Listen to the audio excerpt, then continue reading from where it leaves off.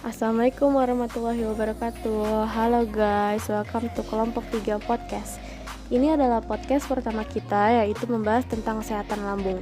Aku Karnadia Indah selaku pembawa podcast bakal nemenin kalian selama beberapa menit ke depan. Dalam episode kali ini kita akan membahas tentang masalah yang ada pada organ lambung bersama narasumber kita yaitu Alisya Putri Ramadhani. Halo Alisya, apa kabarnya hari ini? Halo, alhamdulillah sehat dong.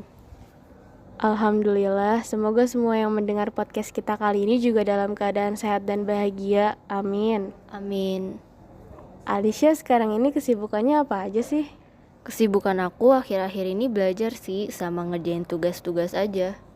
Wah, keren banget. Waktu kamu ngerjain tugas sering lupa makan gak sih? Atau gak sempat makan gitu saking sibuknya? Kalau buat makan sih aku sering lupa, apalagi kayak sering banget males makan. Kamu sendiri udah tahu belum resiko kalau telat makan? Tahu sih resikonya tuh terkena penyakit lambung seperti MAH, dan sekarang aku udah ngalamin penyakit itu. Kalau gitu kamu mau gak ceritain awal kamu bisa terkena MAH ke teman-teman yang lagi nontonin kita?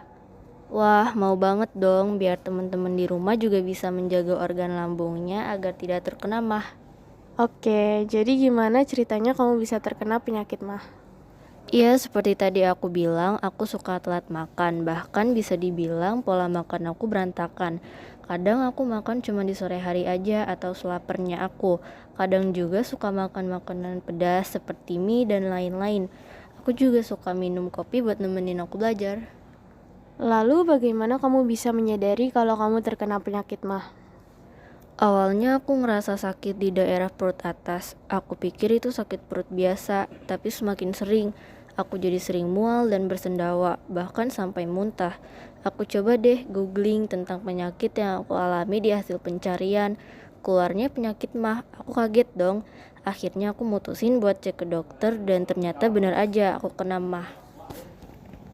Pas kamu tahu nih kalau kamu benar-benar kena MAH, apa yang kamu lakuin? Yang aku lakuin pertama kali ya aku mencoba mengatur pola makan dan makan tepat waktu.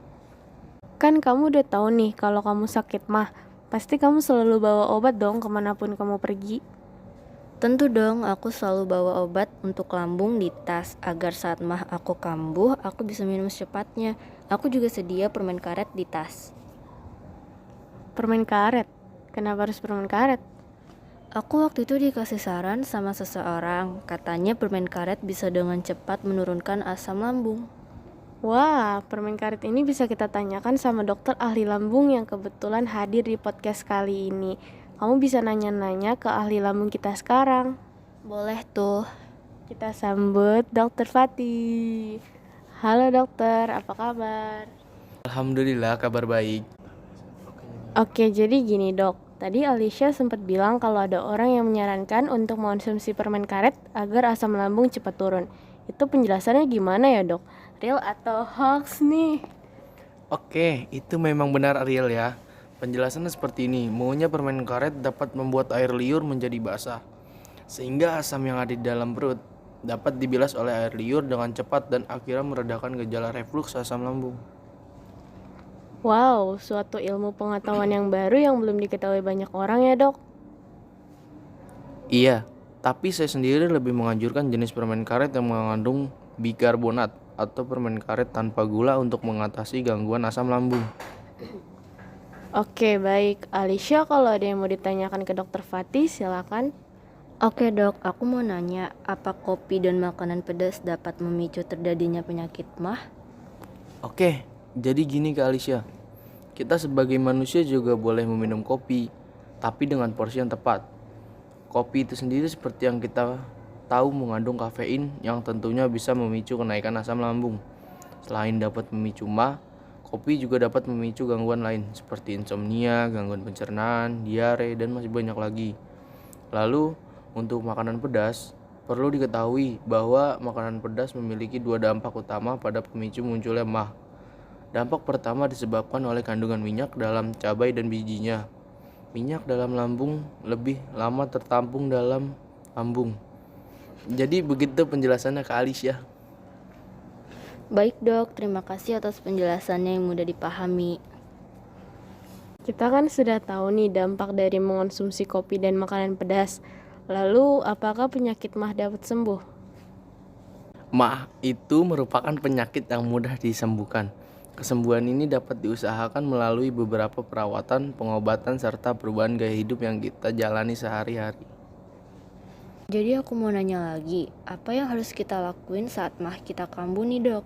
Jadi gini Kak Alicia dan teman-teman yang sedang menonton, tindakan yang dapat kita lakukan saat MAH menyerang yaitu: 1. Minum air hangat. Air hangat membantu meredakan ketidaknyamanan akibat asam lambung naik. 2. Beristirahat. 3. Seperti yang tadi sudah saya jelaskan, yaitu mengunyah permen karet. 4. Atau bisa langsung mengonsumsi obat MAH. Oke, jadi tips apa yang bisa dibagi ke teman-teman di luar sana yang belum terkena penyakit lambung ini, Dok? Caranya cukup mudah, yaitu bisa dengan cara hindari mengonsumsi makanan pemicu MAH, contohnya seperti makanan pedas, makan dengan porsi kecil, hindari mengonsumsi alkohol, menghentikan kebiasaan merokok, jangan tidur saat kondisi perut penuh, dan juga hindari terlalu banyak mengonsumsi kafein. Sangat bermanfaat sekali tips dari Dokter Fatih untuk kita semua agar tidak terkena penyakit MAH. Gak kerasa waktu sudah berjalan lama, banyak banget ilmu-ilmu baru yang kita dapat dari podcast kali ini. Semoga kita semua bisa lebih mengatur pola makan yang baik dan dapat lebih peduli kepada kesehatan diri kita sendiri. Kalau begitu, terima kasih Alicia sudah mau menjadi narasumber sekaligus berbagi ceritanya ke kita semua yang ada di sini. Iya, sama-sama. Aku juga dapat banyak pengetahuan baru di sini. Terima kasih juga untuk Dr. Fatih telah memberikan kami semua yang ada di sini maupun yang sedang mendengarkan podcast kami tips dan ilmu pengetahuan seputar penyakit lambung yaitu MAH. Sama-sama, saya juga senang dapat berbagi ilmu kepada orang banyak. Oke, baik, saya rasa cukup untuk podcast kali ini. Terima kasih bagi yang mendengarkan podcast kami dari awal sampai akhir. Kurang lebihnya mohon maaf. Saya karena dia Indah selaku pembawa podcast pamit undur diri. Assalamualaikum warahmatullahi wabarakatuh.